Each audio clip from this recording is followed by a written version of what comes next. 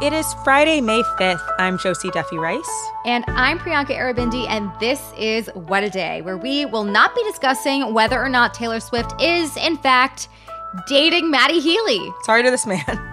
But what I do know is we do not report anonymous sources. I mean, we are going to need a lot more yarn for my evidence board in my basement before we can go to you with that news. On today's show, thousands of teachers in Oakland, California walked off the job to demand better pay. Plus, a saucy, starchy mystery is afoot in New Jersey. Of course it's New Jersey. Of course. But first, before we can get to any of that, former Proud Boys head Enrique Tarrio, along with 3 other leaders of the far-right extremist group, were convicted of seditious conspiracy yesterday for their role in the January 6th insurrection. There was a 5th defendant. He was found not guilty on the sedition charges, but he was convicted on other felony charges, as were all of these men. The jury convicted on 31 out of 46 charges. They deadlocked on 10 others and found the defendants not guilty on the remaining 5. And with these convictions could come some serious prison time. On the seditious conspiracy charges alone, the 4 men who were convicted could face a maximum of 50 years in prison. That doesn't include any of the other felony charges that will also play a role in their sentencing. Can we first remind everybody what seditious conspiracy means? Because to be honest, I went to law school, but it's been a minute. Yeah, I mean, you'd have to really go back to the Civil War if you're right. I don't know if you're studying that era in law school. Right. So federal law defines seditious conspiracy as 2 or more people who are plotting to overthrow the U.S. government, to wage war against the government, or to use force to oppose the government's authority or prevent the execution of any U.S. law. But more specifically, this case dealt with their attempts to keep former President Trump in power and to stop the certification of the 2020 election, which was happening January 6th at the Capitol that day. This trial was the last of 3 sedition cases that have been brought by the Justice Department against key figures in the insurrection. The 2 other cases were against members of the Oath Keepers, which are another far-right group. If that's what you're into, you apparently have your pick there of what you want to join. Mm-hmm. But with these victories in court, the DOJ has now secured seditious conspiracy convictions against top leaders of both of these far-right groups. So can you tell us a little bit about, let's start at the beginning. What's a Proud Boy? Why them? Buckle up, everybody. The Proud Boys group was started actually fairly recently over the course of the 2016 election by the co-founder of Vice Media, Gavin McInnes, which is very crazy because you think that's pretty mainstream, actually. They describe themselves as Western chauvinists, which wild. Very unclear if they realize that is not a good thing. Probably not something you want to describe yourself as. That's actually what I say to insult people. No. They're into that title. What they are not into is when people call them the alt-right. They reject that characterization, which interesting. They basically exist to espouse anti-political correctness, anti-white guilt. They are known for being white nationalists, misogynists, bigots. They are, awful people in every single which way. Tarrio didn't start as a leader of this group. He later became the leader. He was actually arrested before January 6th itself in a separate case, and he was ordered to leave D.C., so he wasn't present there on the day of the insurrection. But prosecutors said that he was still calling the shots the day of, despite not being there in person. But these seditious conspiracy charges seem pretty much reserved for leadership of these groups. The 5th guy who I was telling you about at the beginning of this, who wasn't convicted of this, was actually the one out of these 5 who was the most violent at the Capitol on January 6th. But it seems like the seditious conspiracy was really kind of reserved for more of the people who were responsible for planning and the execution of this on a whole. So not your run-of-the-mill awful human being at the insurrection itself. Not the people climbing up the wall and then falling off. No, not them. Okay, so what actually happened during the trial? The defense during the trial really tried to blame everything on Donald Trump, as if there was no prior planning or anything that went into the convergence of all of these terrible people at the Capitol on January 6th. Their defense has been described as combative. They accuse the Biden administration of trying to lock up political opponents. I mean, these people did do crimes. It's not like they just were having different opinions than President Biden. And they tried to characterize the defendants who led a militia group as beer-drinking patriots, at heart, which I don't know why the most awful people in the world always like to cling to the description that they love beer, but like it really seems like a through line. It's just so weird. The implication that like only good people like beer. I don't even know what to do with that. Yeah, they're just normal men who love beer and storm the Capitol. I don't fucking know. It's so weird. It's very weird. Anyways, that's not even the craziest part. Tarrio's lawyer, get ready for this one, ended up quoting Reverend Martin Luther King Jr. in his closing argument to try to get this white nationalist off the hook here, which extremely rich. Probably don't bring up MLK right now. It's not your favor. I don't think he ran it by the client. I don't think he would have been okay with that. But karma did pull through there. It did not work. But throughout the case, the prosecutors here were making it very clear that these Proud Boys saw themselves as Trump's army, that they conspired to keep him in office through this attack on the Capitol. It's also worth noting that all of this comes amid Trump's ongoing legal issues, as well as his third run for the presidency. While this trial was going on, former Vice President Mike Pence was actually testifying to a grand jury that is investigating the aftermath of the 2020 election and Trump's actions at the time. So really remains to be seen, how what happened here factors into, what will happen and what will go on with the rest of Trump's legal dilemmas. Okay, moving on to people who I'm done hearing about. Yeah, more people we're done with. Clarence Thomas is in the news yet again for failure to disclose relevant financial information yet again. This is after 2 new reports were released on Thursday. The first was published by ProPublica and once again involves Harlan Crow, the billionaire with the best villain name who has jetted Clarence Thomas and his wife Jenny all over the world on lavish vacations. He paid off Clarence Thomas's mother's house, and also he happens to own a lot of Nazi memorabilia. He's just a man who loves history, Josie. It is totally normal. So all of that was already the case. And on Thursday, it came to light that he'd gone even further. He paid 2 years of boarding school tuition for a relative that Thomas said he was, quote, raising as a son. Okay. This raising as a son business, I got some questions. Yeah. To be clear, this is one of Thomas's relatives. Yes. Not Harlan Crow's. Thomas's relative. Okay. So what do we know about this relative? What is the relationship there? So the relative is Thomas's grandnephew, who Thomas and his wife apparently took in and were very close to. Apparently, they had legal custody of him starting when he was 6 years old. And like I said before, Thomas said that they were, quote, raising him as a son. So Thomas had kind of characterized himself as a father figure and guardian to this then kid. When the kid was a teenager, they sent him to a boarding school in North Georgia, where tuition was more than $6,000 a month. And guess who picked up the tab? You'll never guess. Yeah, I'm going to go with ding, ding, ding, Harlan Crow. Our man Harlan picked up the tab. And then when a year later, Thomas's grandnephew went to another boarding school in Virginia, Harlan also paid his tuition there. Now, look, this is not great. It just does not look good for a Supreme Court justice to have a big-time GOP donor paying for his basically son to go to boarding school? Yeah, for his child's school. Yeah, it's not good. But what's especially bad is that Thomas disclosed none of this. He said nothing about it. So he's this boy's legal guardian, but doesn't disclose that this billionaire he's friends with that also has a lot of influence in the Republican Party is paying for his grandnephew / like a son to him's tuition. So he doesn't disclose this. And what's interesting about that is that years earlier, Thomas had disclosed that another person he knows had contributed $5,000 to that boy's education.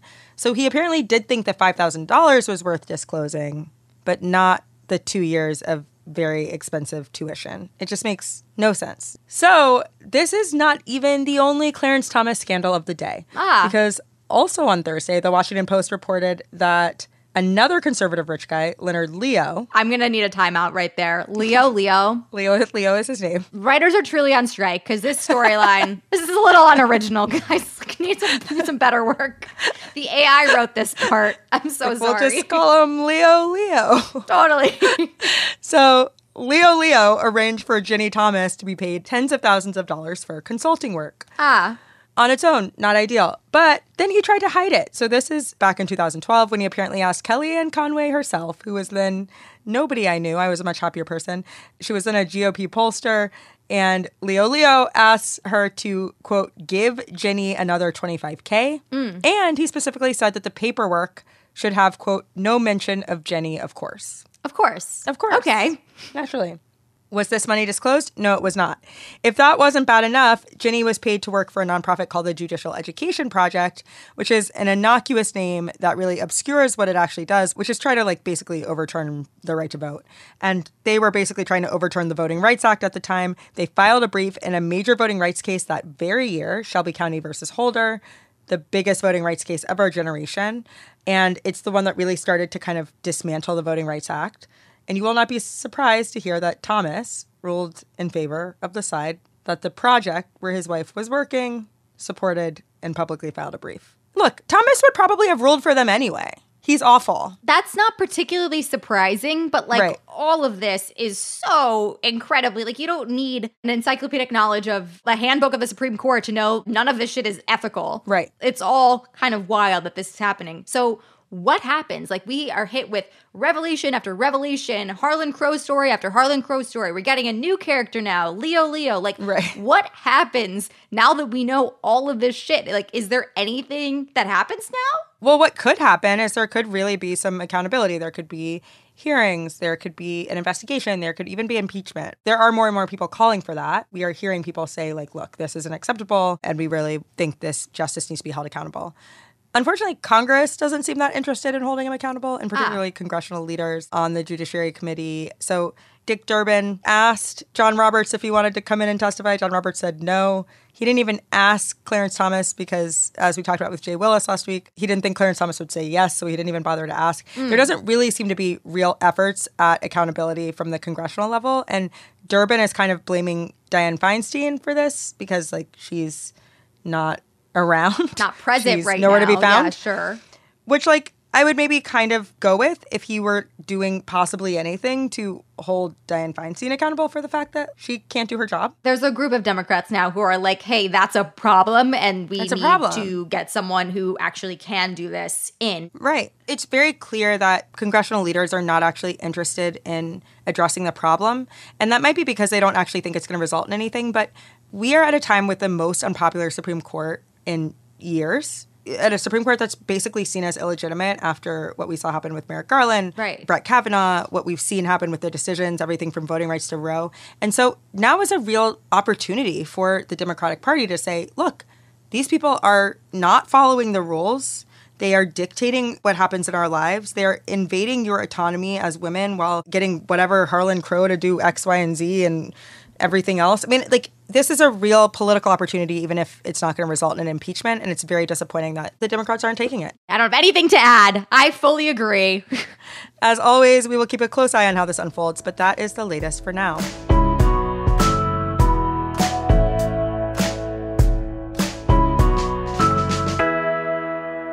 Let's get to some headlines. Headlines.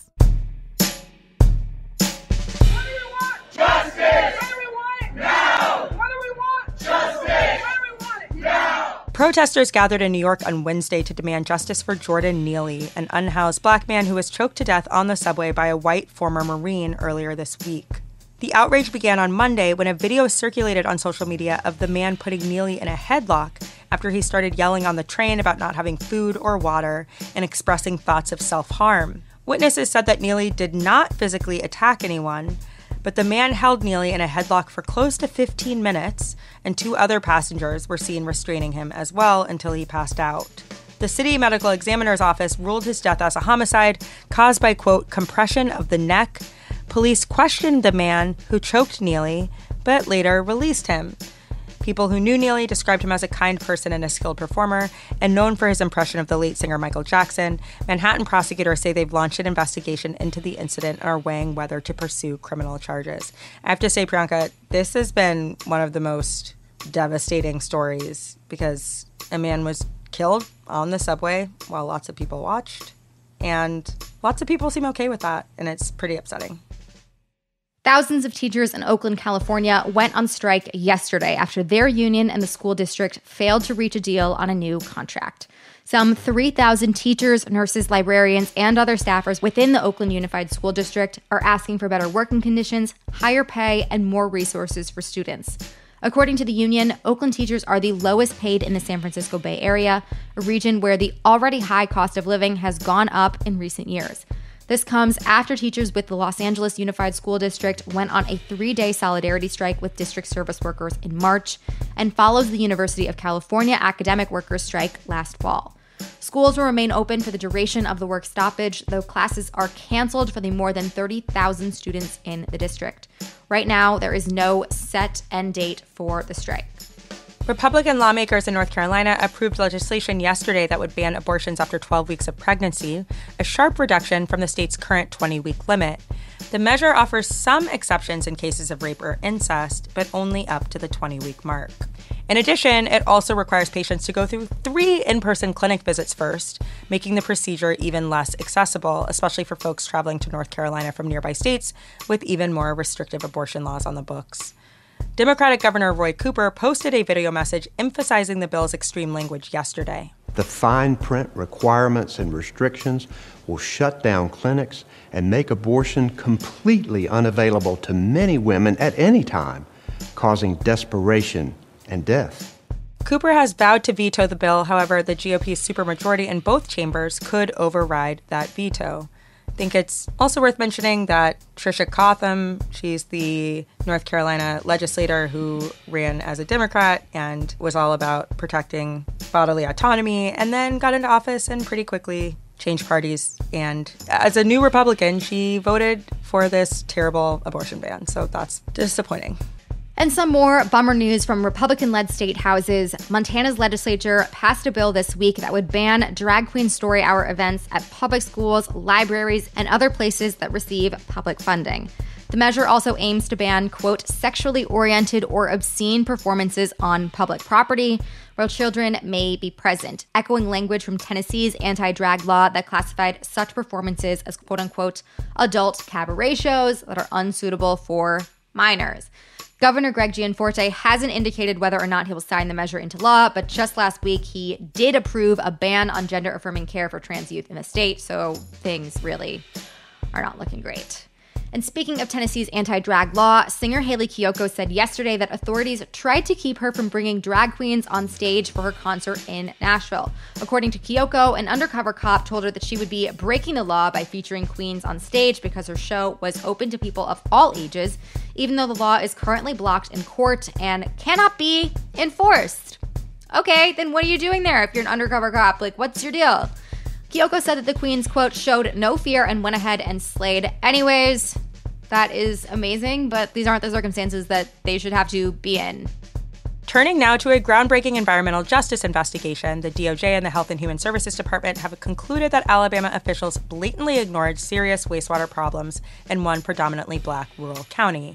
The nearly 2-year probe found that officials in Lowndes County repeatedly brushed off complaints from residents about the area's poor sanitation infrastructure, even as raw sewage surfaced in their yards and even inside their home.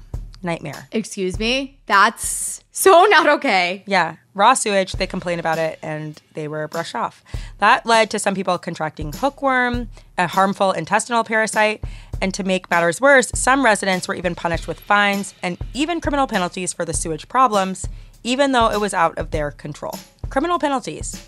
As a result of the investigation, the Alabama Department of Public Health has agreed to take steps to improve the area's wastewater management and more adequately address the health risks to residents. The DOJ says this is the first environmental justice settlement the department has settled under existing civil rights law. Meanwhile, in New Jersey, it is time to put our investigative journalism hats on because there is a positively bizarre investigation underway in the town of Old Bridge, where authorities say that someone dumped hundreds of pounds of various pasta noodles near a local creek. The carb-loaded conundrum began earlier this week when a community advocate posted photos of the soggy noodle mounds on a local Facebook group.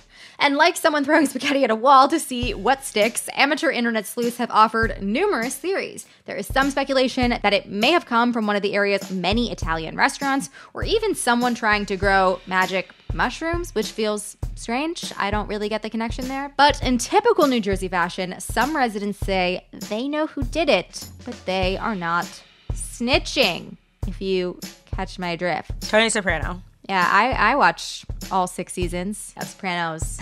I mean, I guess it could be about waste management. It could. In a sense, it is. Totally. This is waste management. Damn, it is all Tony right. Soprano. I don't know. He's dead, but... Josie, what I a know, spoiler. I know. God. However, locals say it is not unusual for garbage to end up in the woods there since the area doesn't have bulk storage pickup, but maybe this is something you all can, get this, noodle about this weekend. I am very upset about this. I don't like it. The implication is that the spaghetti is soggy. I want to know, like, if the pasta was soggy when it got there, if it was dry when it got there, but it rained. I have, like, a lot of questions. I'm stressed. I don't understand. And those are the headlines. We'll be back after some ads to make Josie a little uncomfortable for the sake of science, of course. I'm already uncomfortable. How is this going to get worse? So many options for toilet paper. Quintuple ply? This roll is titanium enforced. This one is made from elderly trees. Is that good? Just grab Angel Soft. It's simple, soft, and strong, and for any budget. Angel Soft. Soft and strong. Simple. This spring, transform your outdoor space into a regular gathering place for you and your loved ones with help from Ashley. Whether you're into wicker, teak, or driftwood-inspired furniture, we've got the look you're going for. Add in accessories like string lights and beverage tubs to take your patio party from basic to curated and enjoy cozy evening vibes with a new fire pit. Visit Ashley.com or stop by your local store and find affordable pricing and expert support today. Shop and save today, only at Ashley. When it comes to buying your first home, everyone has questions. Can we even afford to buy a house right now? Well, I need to negotiate. How do I even negotiate? Luckily, a RE/MAX agent has answers. Hey, Brian, those are really good questions. They are? Thanks. It's my first time buying. I work with first-time buyers all the time. I got you. RE/MAX agents have more experience than other real estate agents. Visit RE/MAX.com or download the RE/MAX app to find the right agent. The right agent can lead the way. Each office independently owned and operated. It's Friday, Wad Squad, and today we are going to try a little experiment, something we are going to call Josie versus Science. Let's put on our lab coats and get straight to business. Josie, over the past couple weeks, the WAD team has pitched a handful of extremely important scientific breakthroughs, from cloning mastodon tissue to make meatballs to the ear-piercing sounds of uncomfortable plants. We all know that science is a process, and each new failure and discovery brings us closer to the truth. But Josie, we know that you are here for absolutely none of this. The truth matters, but also it doesn't if it's gross. And everything I've learned recently about woolly mammoth meatballs and Tyrannosaurus rexes maybe having big lips and that plants make noise when they're upset, I don't like it. I don't like any of it. And I know I'm not going to like what's coming. No. You certainly will not. But anyways, this week we have a story that we hope will be, shall we say, food for thought about how changing our diets can help mitigate climate change. So are you ready for this? No, but I don't think I have a choice. You really don't.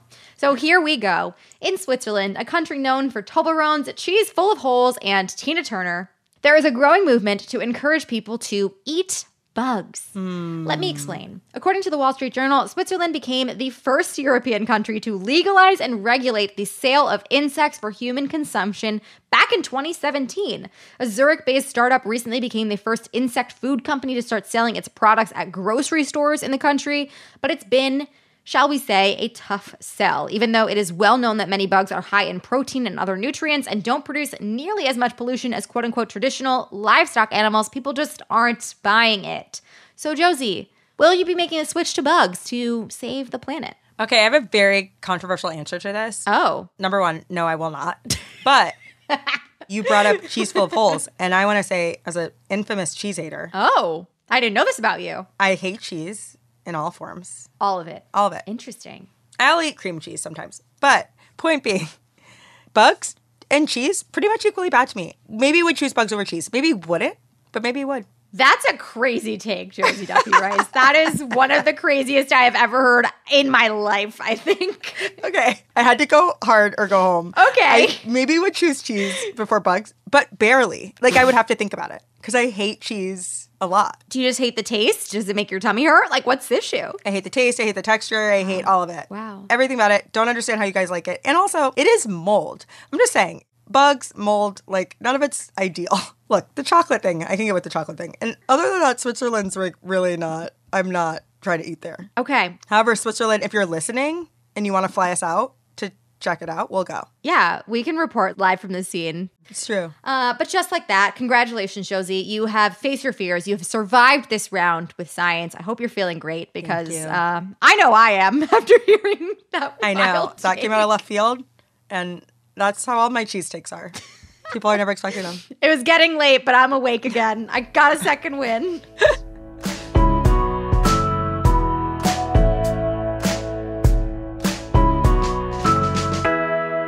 One more thing before we go. Crooked is venturing across the pond. And no, it is not to attend the coronation of King Charles. We don't like him, and we weren't invited, so I guess it's fine. We are excited to announce the launch of our newest pod, Pod Save the UK, a hilarious and insightful look at politics with a British twist. Join comedian Nish Kumar and journalist Coco Khan every week as they dish on everything from strikes to scandals, and even how to ditch the royal family for something better. You can hear the first episode right now wherever you get your podcasts. That is all for today. If you like the show, make sure you subscribe, leave a review, make your Italian grandmother proud by eating a wheelbarrow full of pasta, and tell your friends to listen. And if you're into reading and not just receipts from Harlan Crow's checkbook like me, What A Day is also a nightly newsletter. Check it out and subscribe at crooked.com/subscribe. I'm Priyanka Arabindi. I'm Josie Duffy Rice. And step the hell down, Clarence Thomas. Time for you to go, baby. Stay home. Hang out with Ginny. Just retire. I mean, that sounds like an absolute nightmare, but... I know. That's why that man is working so much. He's like, I will not retire. I will not go home to this woman. And in the words of the great Danny DeVito, Clarence Thomas, retire, bitch. What A Day is a production of Crooked Media. It's recorded and mixed by Bill Lance. Our show's producer is Itzy Quintanilla, and Raven Yamamoto is our associate producer. Jossie Kaufman is our head writer, and our senior producer is Lita Martinez. Our theme music is by Colin Gilliard and Kashaka.